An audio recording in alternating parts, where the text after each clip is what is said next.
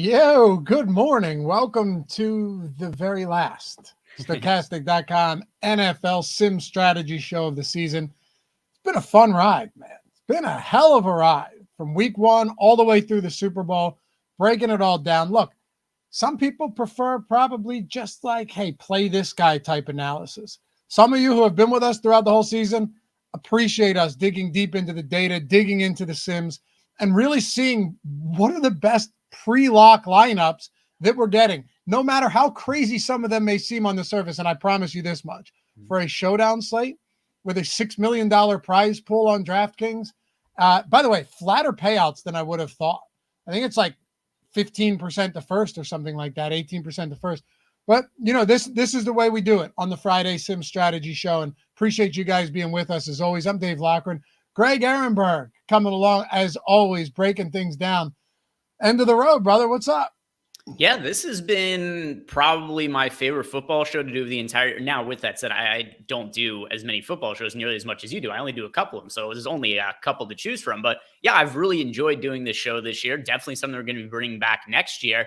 And I'm interested to see what the Sims are going to say about this Super Bowl game, because we haven't covered any single game slates on this show. The ones that we've done, it's always been full slates, or at the very least, you know, like 2 4-game slates. So this will be our first time really diving into Showdown with the Sims.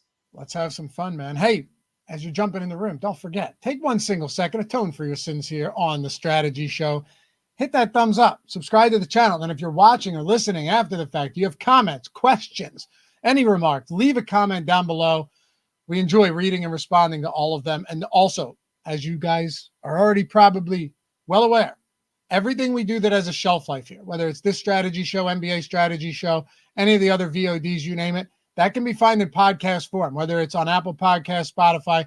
Just search Stokastic and you'll find us wherever it is that you listen to podcasts. If you don't feel like listening on YouTube that day, we got you covered on all different platforms.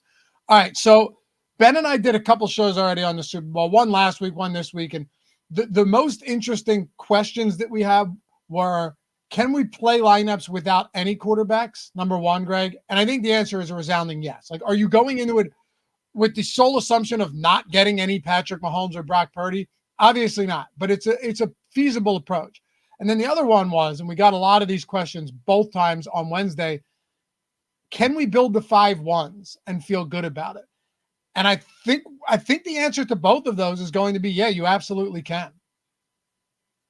Yeah, and the other thing, too, to consider is that when it ends up happening that we do, you know, like a single game slate that we're covering for Showdown, here's what ends up happening in the Sims. It's not necessarily like it's actually very much not the players that project the best. It's which combination of players in lineups correlate to the point where they have the most upside, while at the exact same time also trying to be a unique lineup. Because one thing that I don't want to say you don't want this to happen. If you come in first, you're going to be thrilled with it. But you'd much rather come in first with a unique lineup that gives you a chance to win $1 million solo than tie with 300 people and have a lineup which, yeah, cool, you ended up winning, but you want to really be able to put yourself in a spot where you maximize the amount that the payout in each lineup could have.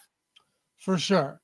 I do think there's some nuance to it, though, just in that when you have a prize pool of this magnitude, you know, just speaking DraftKings specifically here, where it's $6 million prize pool, it is $1 million up top, but like, even fifth place is $50K, fourth is $100K, second and third are $200K, $150K respectively. If you end up chopping with 20 people, you're still going to be thrilled with the outcome. So I think there's a difference between, you know, having a chop where it's like, all right, I chopped with 15, 20 people and I still just like probably made life-changing money, or I chopped with 470 other people and now nothing matters. And it's just like a small tournament win.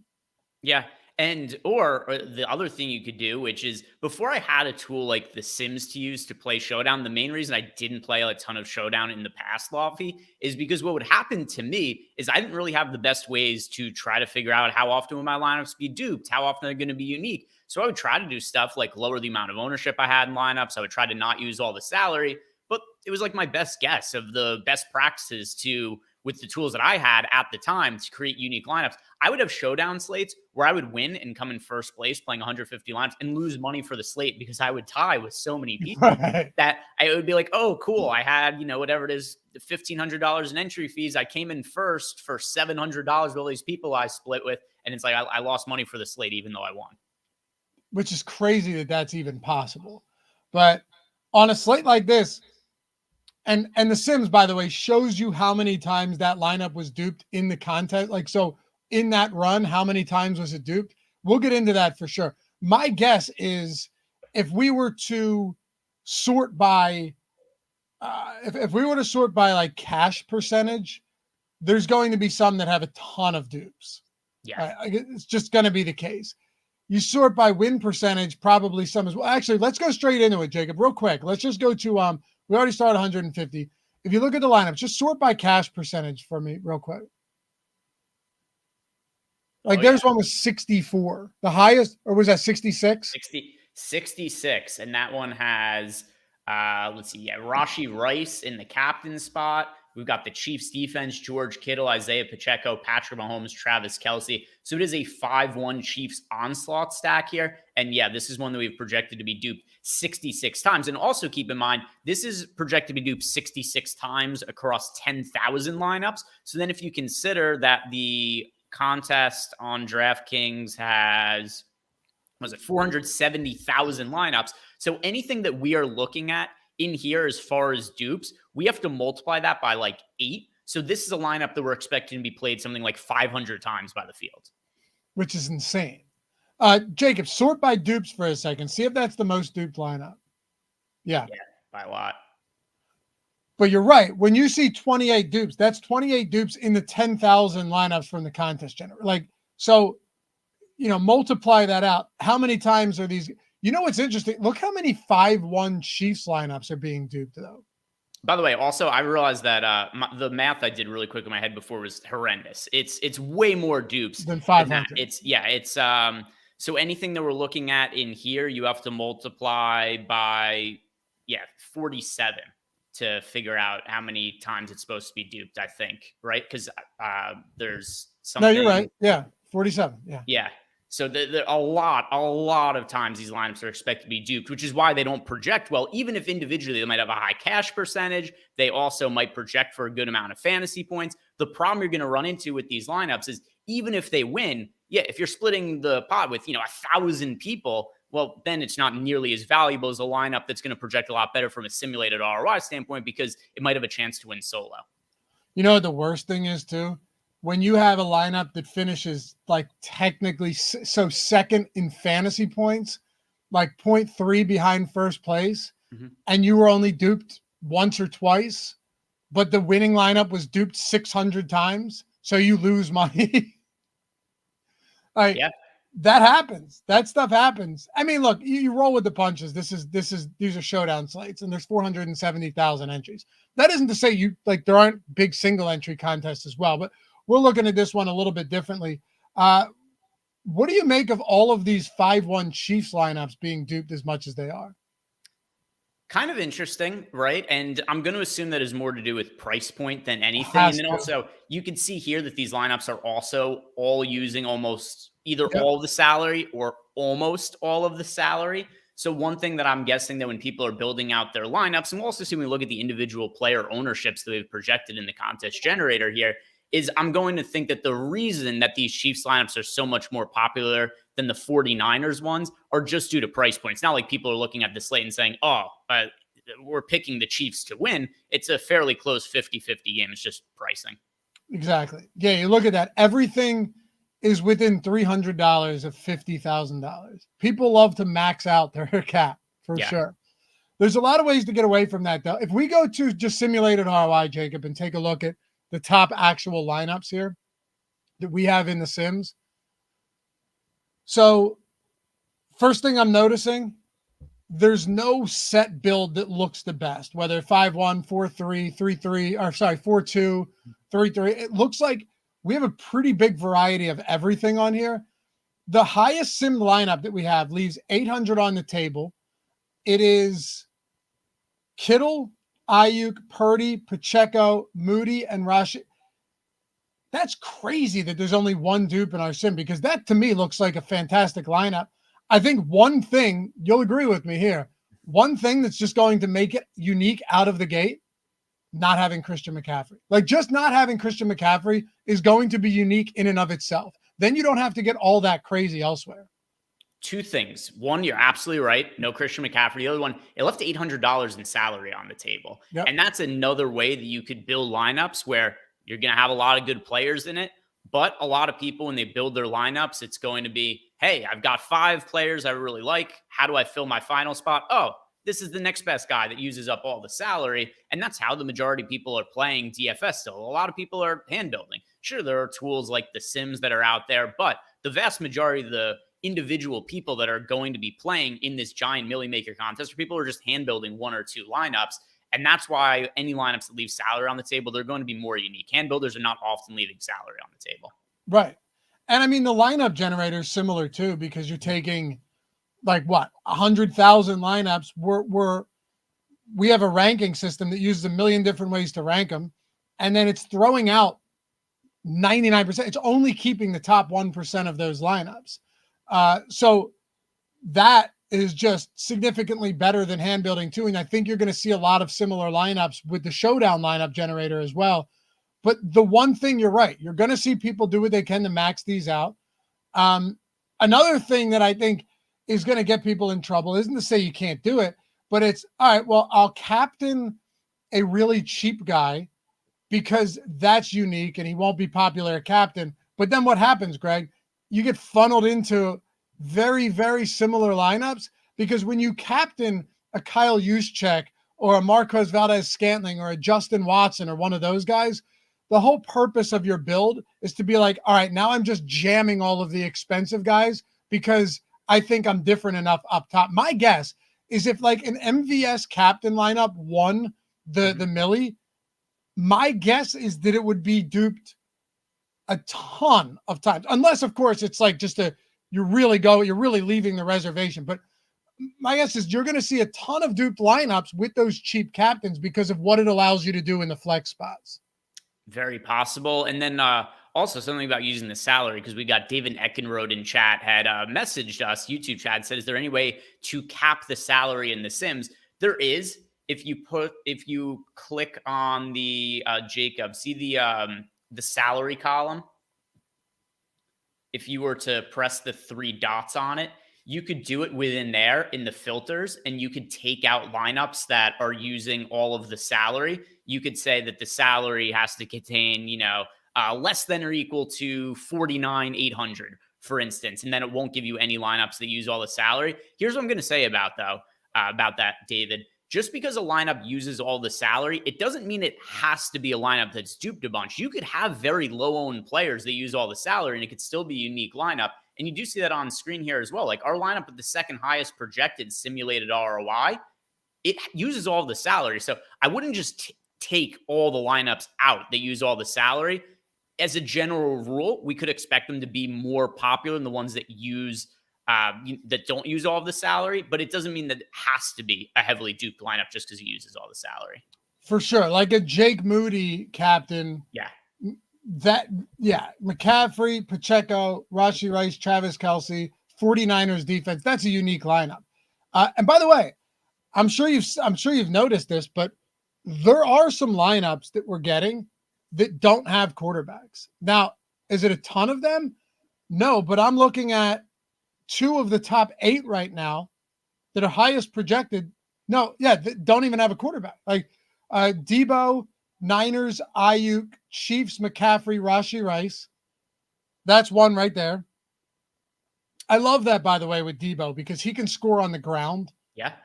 And if he scores on the ground and has a solid game, doesn't score through the air, maybe it's a lower scoring game, but he has decent receiving yards. And then Ayuk scores, but that's it. You can get there without Brock Purdy by having Debo and like other 49ers in there. For sure. What's that?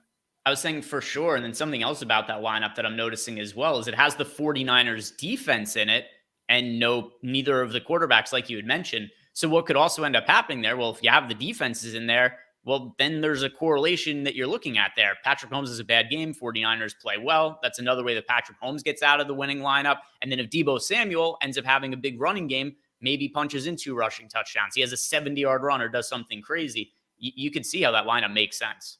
Absolutely. And I mentioned this to Ben on Wednesday, kind of went through the last month of games for the Chiefs. It is actually remarkable how in each of their last 4 games, you could go back further than that, but just using the last 4 games, you've had Pacheco, like 2 of Pacheco, Rice, and Kelsey have good games where Patrick Mahomes wasn't necessary at all in all of them. It's just really weird how this team is operating right now. It's like Pacheco and Kelsey, because, right, Kelsey had 32 last week. Pacheco had another pretty good game. Patrick Mahomes, you wouldn't have wanted him. It's just very strange how this team has operated lately. Patrick Mahomes doesn't have more than 20 fantasy points since week 7. It doesn't have 20 fantasy points since week 15. So again, while it's a 1-game slate and you're more than happy to get the Patrick Mahomes in the Super Bowl, obviously, plus he's added some rushing upside. I went back and looked at some of his Super Bowl rushing performances. Dude will take off, like, when given the opportunity, for sure. He's great at getting outside of the pocket and making magic. But I have no problem getting to, a handful of Chiefs players without Patrick Mahomes either. Yeah. And once again, like we were saying before, just the nature of Showdown, where is Patrick Mahomes somebody that should be projected well? Absolutely. Is he somebody that you want to play? Yeah, most likely.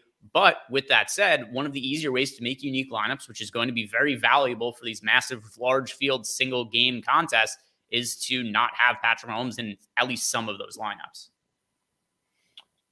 So, a couple things here. 1, I want to take a look at some exposures. 2, I don't know if you guys noticed this, but we have the exposure caps now. Mm-hmm. That is awesome.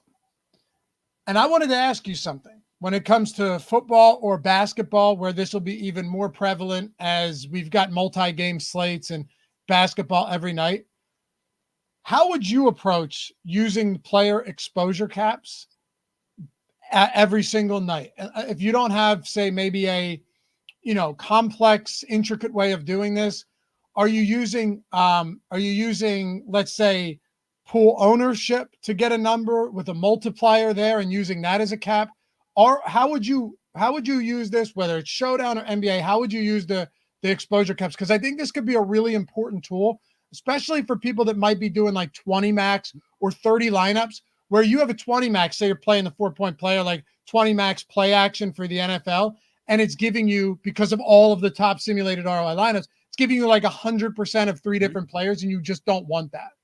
Yeah, so here's my best answer for this. It's going to be up to the individual user's discretion, because the real optimal way would be to not use the exposure cap, right, because you want to be playing all the best lineups possible. However, one thing that is very hard to take into account is you might be more risk averse. You might not want to take that many chances. You might not want to have 100% of a player in your lineup. So this is where it's kind of up to the individual person's feeling, where let's say we built a lineup, go up to the top there, Jacob.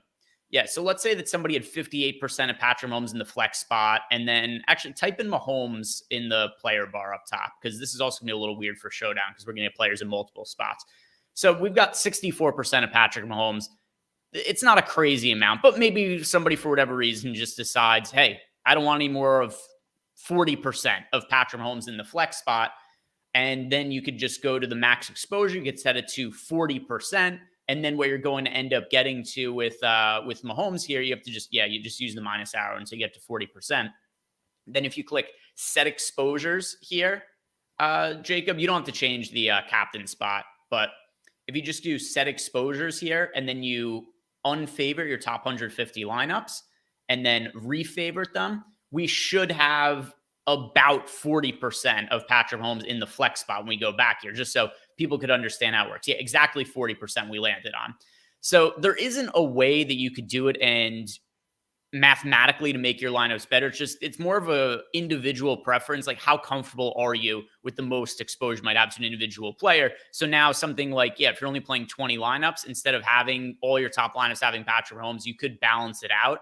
But for me personally, it's not something that I'm going to be using for NFL. For NBA, I could approach it a little bit differently, because I might want to limit my exposure to players in early games just to give myself more late swap flexibility. For NFL, though, I'm just going to let it play out as whatever exposures the Sims give me. Would you do the same thing for main slate NFL contests?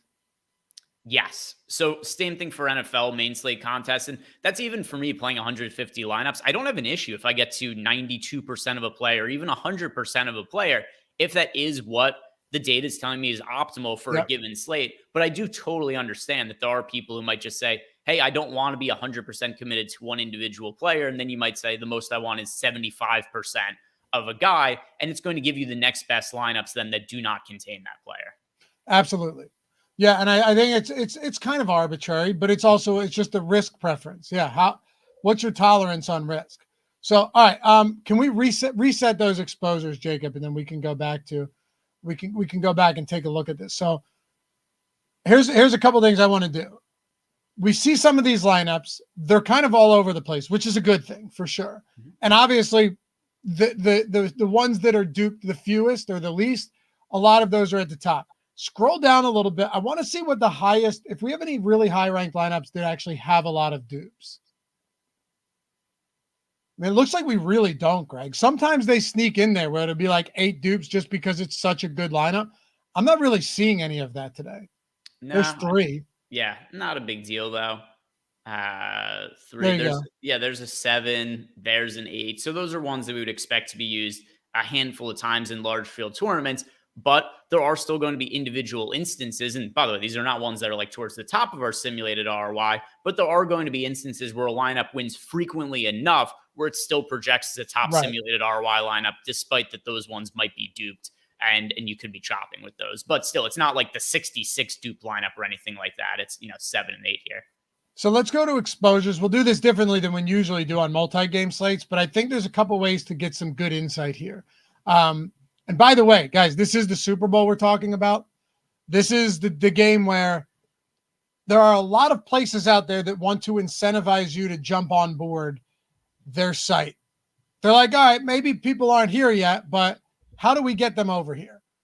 If you're in legal sports betting states, this is literally, I say this without hesitation, the single best time of the year, single best opportunity to get free bonus bets and get the best sign-up bonuses. Because here's what's going to happen. After the Super Bowl, all of these books are going to revert back to like the first bet insurance, which is great if you have $1,000 or $1,500 to place on one single bet because, I lose my bet, $1,000 in first bet. That's great. Not everybody has that bankroll where they can just be like, no big deal, man. I'm going to max this, because maxing out a first bet insurance play is better than bonus bets only if you can max it out. Not if you're betting $5. In that case, who cares?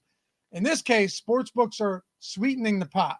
BetMGM right now has bet 5, get $158 in bonus bets. What that means is you literally bet $5, whether you win or lose, instantly after placing that bet, you get $158 in bonus bets. It's that simple. You sign up. We have the links in the description to these, by the way. Sign up at BetMGM, bet 5, get $158 in bonus bets. Use them on whatever you want. At the end of the day, you could lose everything and it doesn't matter. You're down $5. Super Bowl's coming up. Build a bankroll or spray. Who cares? Maybe even use this as an opportunity to make some really fun same game parlays. Doesn't matter. You're getting $158 in bonus bets on a $5 bet. Also, Bet365. They just went live in Arizona, but they're in Indiana, Ohio, Iowa, Kentucky, Louisiana, Virginia, Colorado, and New Jersey. That's 9 states. If you're one of those, bet 5, get 150. Both of these, it takes a minute to sign up, verify yourself, deposit $5, bet it, and get those bonus bets for doing literally nothing. So doesn't matter. You're sitting around, you got a break from work, whatever you're doing, take a couple minutes out of your day, maximize it. Make sure you're not throwing money down the drain. Got to be 21 years or older to gamble. If you have a gambling problem, call or text 100-GAMBLER. But Bet365 and BetMGM, both of them in the description. That's what, 300, was that $308 in bonus bets for 10 total dollars in bets, which if you win those bets, by the way, you still get paid out. So doesn't matter. It's a win-win, zero lose situation. Anyway, Greg, I wanted to ask you about exposures here, and we can go into this and look at some of these. If we're looking at captain exposure, right? So just, Jacob, if you actually just filter by position, do that again. You don't even have to. Just hit that drop. If you hit that arrow, it'll bring you there. There you go. So 58%. Wait, no, that's flex. Where were we? We were just a captain. Do that one more time. Let's filter. There you go. There, no, it's got it. It's got it right there. Okay. 21% Debo. I love that. Ben and I talked about it. Like we're getting flat captain exposures, and I don't hate that at all. What do you make of these exposures? We got 5 north of 10%. I like that we're getting 2 captains also who are not projected for mass amounts of ownership. It's also cool that we have a slate where it's not like, hey, it's a Lamar Jackson slate. He's going to be a 40% owned captain, or he's going to be, like 60% owned the MVP on FanDuel.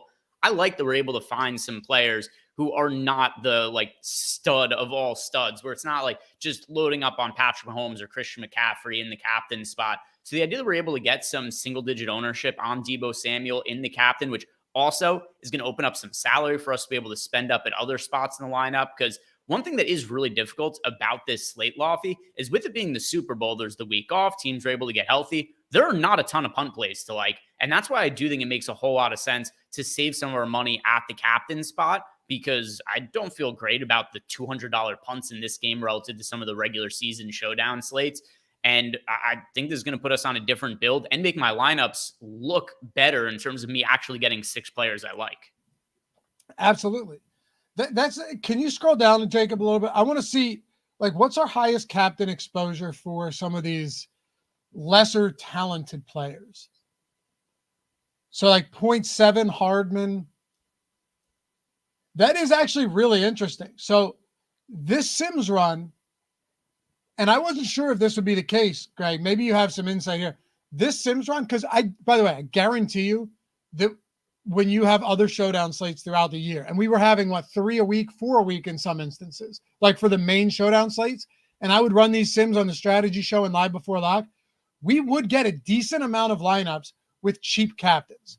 And some of those lineups were great. Some of them looked good, really nice leverage scores. We don't have any of that outside of essentially 4.7% Jake Moody. And he's not a full out punt. If you scroll up a little bit more, Jacob, to make sure I'm not missing something, I think, look at that. All of our captains making up 95% of captain exposure, 90 we'll say percent of captain exposure.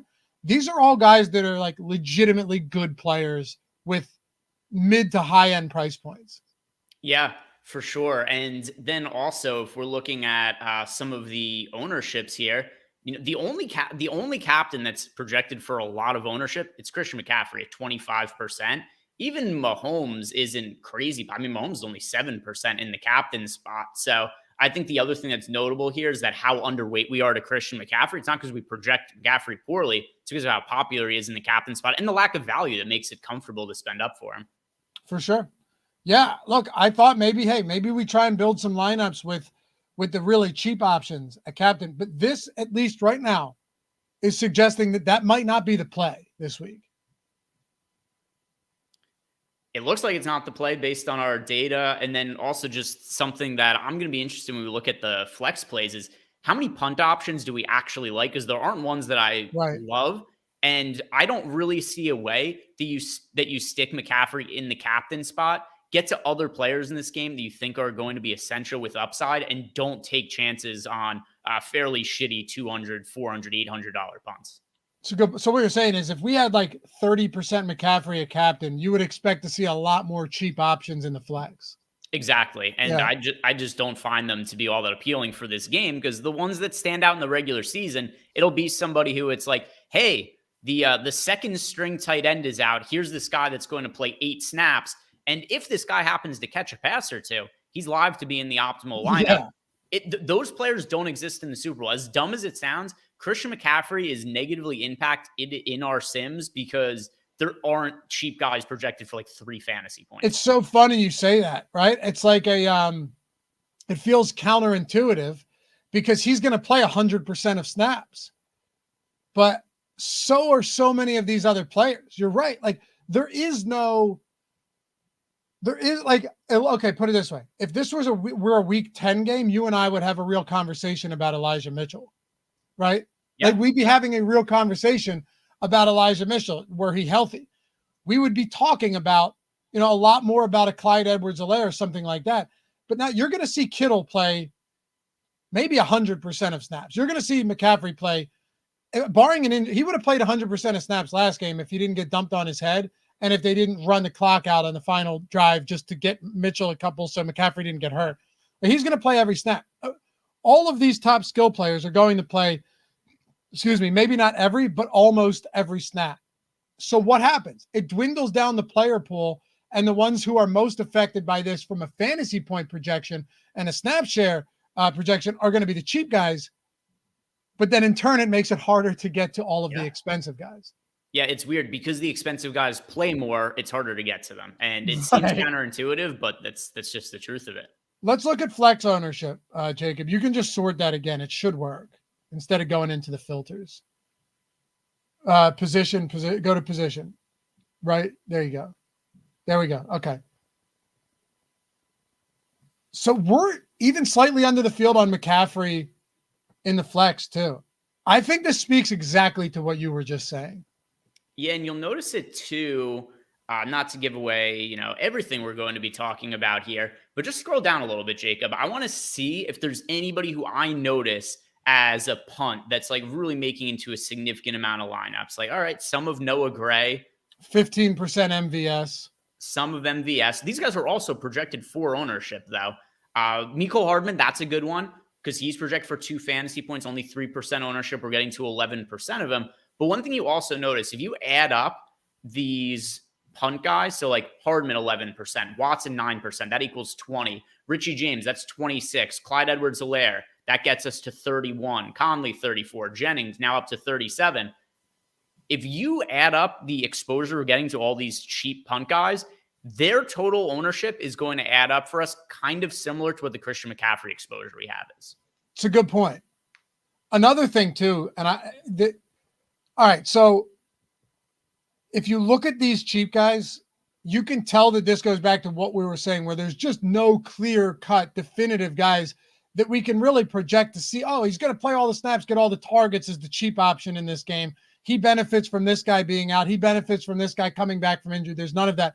So if you've noticed, a lot of times on these showdown slates or even 2-game slates, we might be getting heavy exposure to one of those guys. Like Jameson Williams, right, was one where on those 2-game slates, Jameson Williams would get a lot of ownership, and we would get a lot of exposure to him a lot because what else was there? And he seemed to profile as the best guy to be on the field the most and have the best opportunities.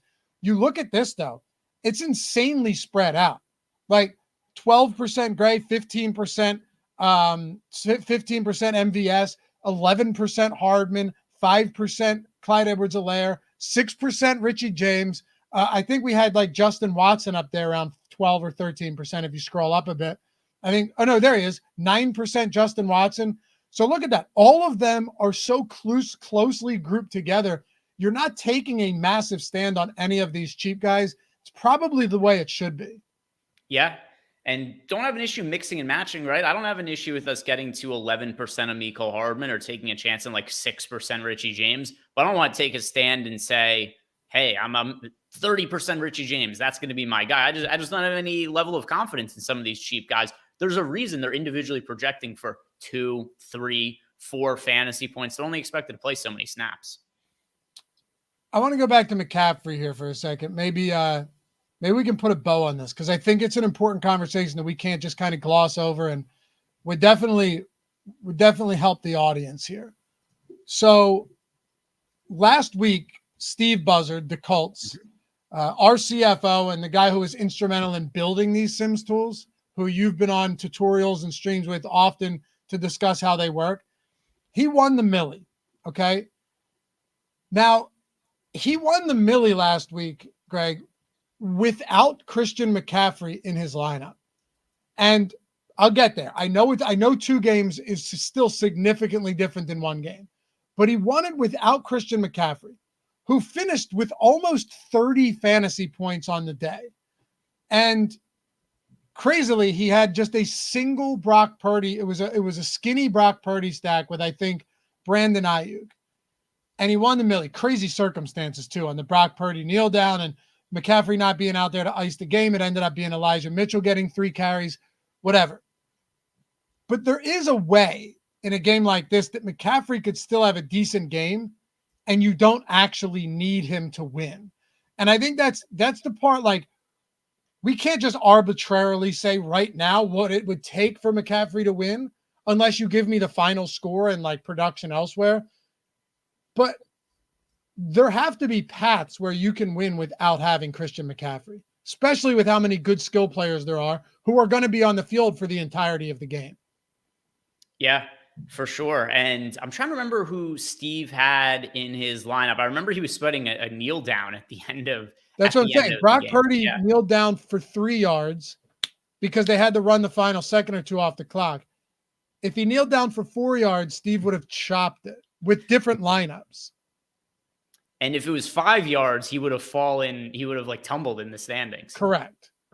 Or if McCaffrey were to have gotten those final carries to ice the game, all McCaffrey would have needed was 4 yards or 5 yards, and that's it. So it is funny. McCaffrey it had no impact on the game that Elijah Mitchell was able to run out the ball at the end of the game as opposed to Christian McCaffrey. It was probably a swing of like, I don't know, like Steve still had a good lineup, so he was still going to be somewhere near the top of the standings. But if McCaffrey had another 10 yards at the end of the game, it would have been like Steve, instead of solo winning the $1 million, would have come in like 8th place for $10,000 if McCaffrey had like 8 extra yards. 100%. Yeah, he probably would have won like 5,000-10,000. Or if Brock just like ran back a little further. It was the craziest of circumstances, for real.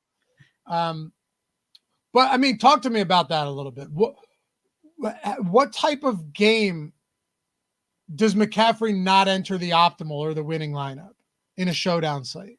Yeah, well, just considering what his price is, it's going to, for him to be in the optimal lineup, he's probably going to have to have a fairly monster score where it's able to offset you having a cheap punt guy that only has like 1, 2, 3 fantasy points. So the situation where he doesn't get in the optimal lineup is going to be either he doesn't have a massive game, or if other high-priced options have big games, it's just going to squeeze him out. So if you get a game where it's like Deebo Samuel plays well, Kelsey has 100 yards, Mahomes has 300 passing yards, McCaffrey could have his big game, but if other studs have big games too, you're just going to need them in lineups and McCaffrey gets squeezed out. I'll take it a step further too. If none of the punts have even remotely decent games, that could be do even more damage to McCaffrey lineups. Yeah, for sure. So there's ways it can happen. Like there's ways that McCaffrey can have a good game and not be in the winning lineup. There's no doubt about that. I mean, McCaffrey I know it was a 2-game slate again, but he had 29 points last week and wasn't in the winning Millie lineup. Granted, he was 0.1 points out of the winning lineup because he was in that one beneath it. But our friend Mike Lawrence just sent me Steve's lineup. It was Purdy, Pacheco, Montgomery, Ayuk, Flowers, Williams, Kelsey. Well, he didn't send me the bottom of it, but we'll assume that it was some other players. So yeah, I mean, I think you want to be careful not to get too bogged down with like, this is the best player. How much, this is why the Sims is so helpful to me. It's because it allows me to do things that my head generally wouldn't let me do. You know what I mean? It shows me like, all right, maybe you don't need McCaffrey everywhere. And to be fair, we're still getting 10% at captain, 40% at the flex. It's not like we don't have a lot of McCaffrey. So that's what, 50% of our lineups are still going to have him. Yeah, and so it's not like we're dead if he has a big game. We still have some lineups there. It's just we're a little bit underweight to the field on him. And it means that ultimately, if this was the lineups that we're submitting as our final version, we're rooting against Christian McCaffrey. But like you said, he's still in about half of our lineup. So it's not like he's totally unrepresented where we're taking some crazy aggressive 0% stand. Is there anything else we should look at before we get? I mean, I think we've covered this. What's enlightening right now to me is the type of lineups that we're getting. It's not a lot of no punt at captain, number one. Essentially nothing outside of some Moody and then one or two Mecole Hardman lineups. And then there's no real specific build that's showing up a ton as far as 5-1, 4-2, 3-3. Right now, the most duped type of lineups are 5-1 Kansas City stacks in the Sims as well. Also very interesting. So this tells you a lot going into the lineup building process, what type of things we should expect to see and what type of things we should be trying to build around. Yeah. What do you mean by build around though? Individual players or certain game scripts? Not even that, just in the sense of build around, you're seeing what type of lineups are simming nicely. So maybe you don't want to build around the punt captain. Maybe you don't have to go crazy and go 5-1 on every stack. I'm saying in terms of build around, there are things here that are showing up as our highest simmed ROI lineups that kind of open your eyes to what type of builds make the most sense in a game like this, given the player pool, given the salaries, and given the projected ownerships. Yeah, can you actually, something we didn't look at just because you mentioned the projected ownerships there, could you go back to the exposures tab, Jacob, and just sort by the player pool? I want to see which players are overall projected for the most ownership outside of McCaffrey. So Mahomes, I could understand here. So Mahomes is really popular in the flex spot, but he wasn't all that popular in the captain spot. He was only projected for, what was it, 6.8% ownership as the captain or something like that. So we've got the running backs are fairly popular. Here's an interesting game script that I like building lineups for as we're looking at this year, Laffy. Just the passing games. Because it seems where the field is going towards, and this also relates to us being underweight to the field on Christian McCaffrey. The field is really high on Pacheco. They're really high on McCaffrey. They're really high on the quarterbacks, but oddly not as high on the pass catchers. So a way you could get leverage and build lineups that are different than what the field is doing is playing the quarterbacks with pass catchers and not having running backs in those lineups. Yeah, absolutely. That's 100% a viable approach. I have no issues with that whatsoever because you're getting pretty concentrated offenses as far as pass catchers go. Sure, you have McCaffrey who catches passes, Kittle, Ayuk, Debo. Past that, though, I mean, who are we really worried about? Jennings. And then for the Chiefs, it's Kelsey and Rice. And then we saw our exposures. Almost all of those. Actually, no, now that I think about it, were all of our punt exposures to Kansas City? I think so. Hardman, MVS, Watson, Noah Gray, Clyde Edwards-Helaire.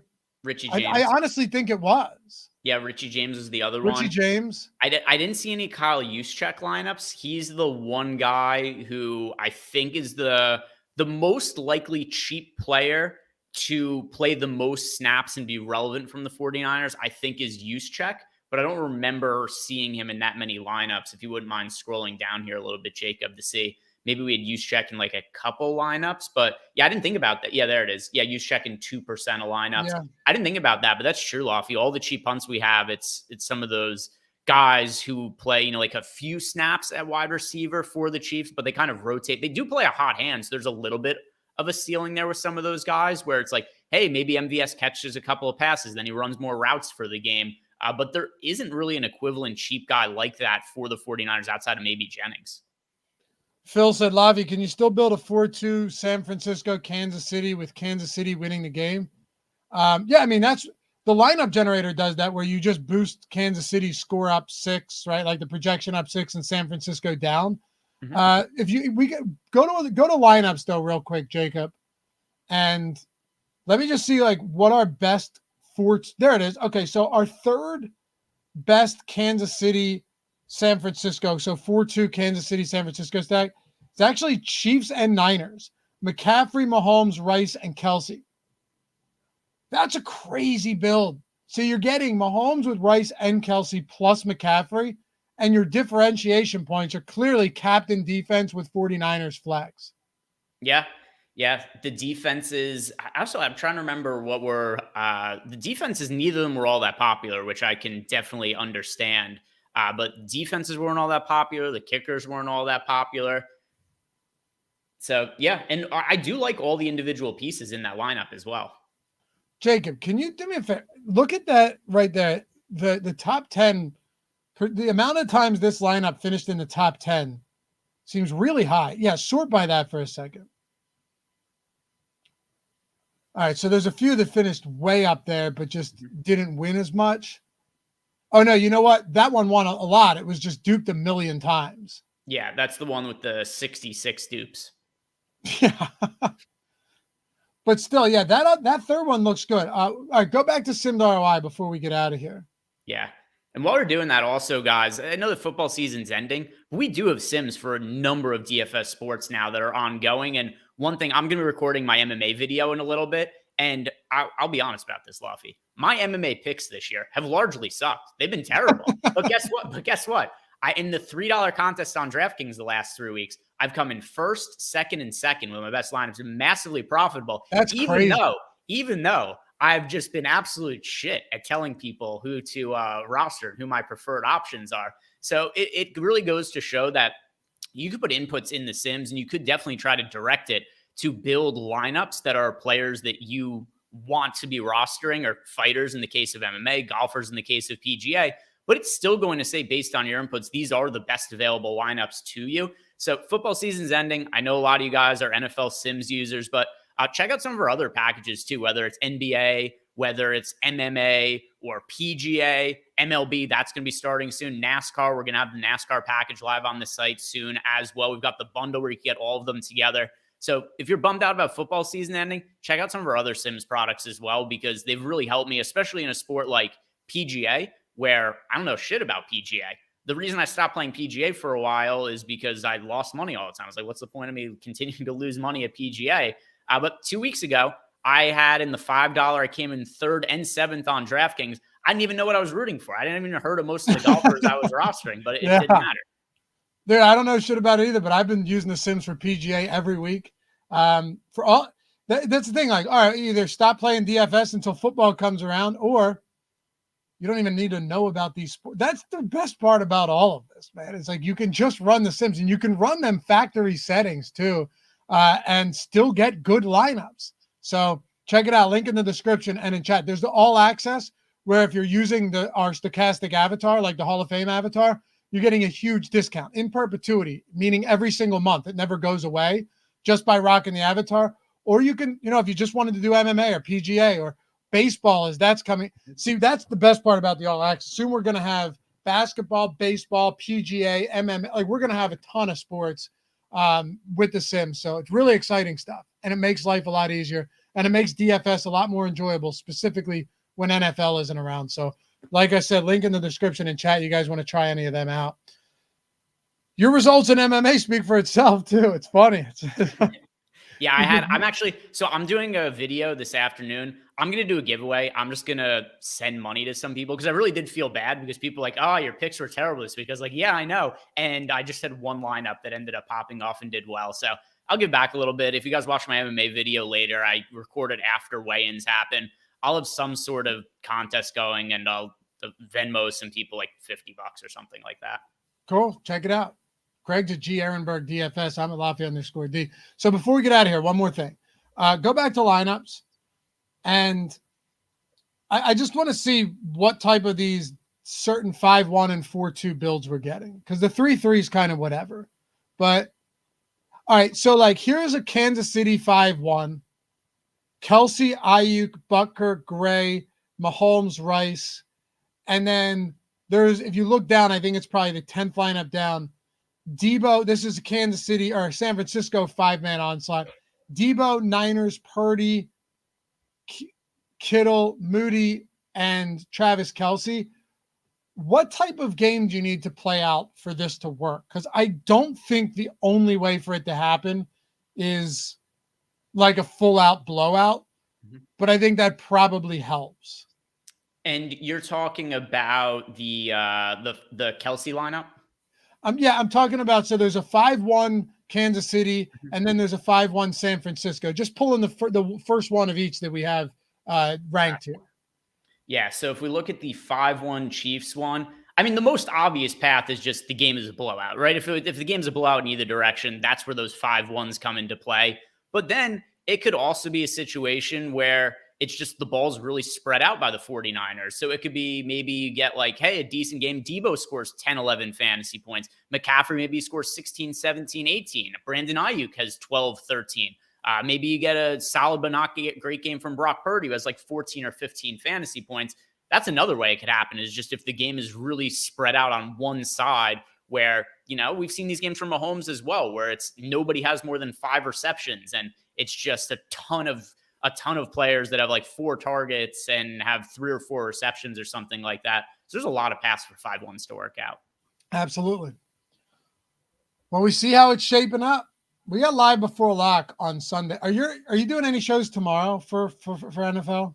Not for NFL, but doing the normal NBA content of course. Tomorrow. So what time did we decide? So just so everybody knows, if you're watching now after the fact, by the way, hit that thumbs up before you go. What did we decide on? Did we decide on noon or 1 for the 2-hour block? Yeah, so it's going to be 12 to 1 with the deep dive. That's with Lofty and Ben Raza. And then 1 to 2, it's going to be Eric Lindquist and Matt Kajeski. And we've been doing the same thing here. We're going to be talking about the Sims, lineup general, build lineups for DraftKings, FanDuel on those shows. We'll talk a little bit of Owner's Box as well. I know there are some people that play on Owner's Box. And then also, we'll give you guys the roundup of all the sportsbook deals that are available, because Lofty had mentioned that before, which is very true, that this is the best time of year to sign up at new books. So trying to make a list of all of the best deals that are available everywhere, and then we'll be bringing all of those to you on the Sunday show as well. For sure. Almost made sense. So no FanDuel. We have FanDuel for this. FanDuel, DraftKings, Owners. We just didn't have time to run it today. But yes, we have Sims has FanDuel, lineup generator, all that stuff has FanDuel for every sport, not just NFL. And if you guys are wondering, the reason we're not doing the actual, like, authentic live before lock going up to kickoff, people have stuff to do, right? So I think we'd be doing a disservice to everyone to go all the way up until kickoff, where we're already going to have the injury news a ways out. Like, nothing's going to, unless something crazy happens, we're not going to need to do that. And now you guys will be able to build lineups and, you know, just, it'll be as easy as possible. Get you in, get you out earlier in the day. I think that makes the most sense for the Super Bowl. It's a unique game. Yeah. So appreciate it. Shout out to Jacob for producing this one all season long, man. We've streamlined this process, Greg. The first couple shows we did were a little clunky, but the three of us got on the same page. I think we're in a good spot going into next year. Yeah, for sure. And then, I do, by the way, I've kind of borrowed this format and I use it on my other content now too, whether it be like the MMA video that I'm going to be doing later and some other stuff. Like, this is the format that I do a lot of my Sims content in. I think more and more people will start to find this stuff more valuable than other, like, just straight pick stuff in the future, because just the way the industry's moving, right? So, yeah, for sure. Appreciate you guys. Hey, if I don't see you on Sunday, if I do see you, you know where to find me.